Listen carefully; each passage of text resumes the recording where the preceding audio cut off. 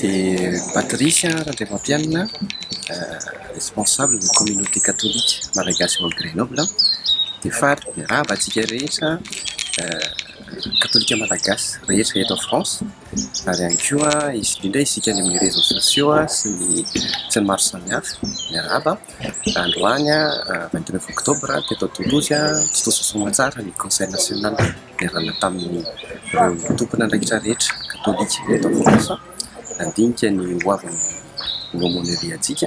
Ary ihany koa raha mandalo nareo Grenoble, ny communauté catholique malagasy ao Grenoble dia tena faly mandray anareo. Misaotra tompoko, bon dimanche daholo. Dia tonga teto Toulouse moa zany amin'ny conseil national aty amin'ny katolika malagasy Ivria. Dia misaotra PDP ny ANCMF izay nanomana sy nandrindra nyity fotoana ity, fa dia mahafinaritra ny fotoana tahaka an'izao azahoana traikefa.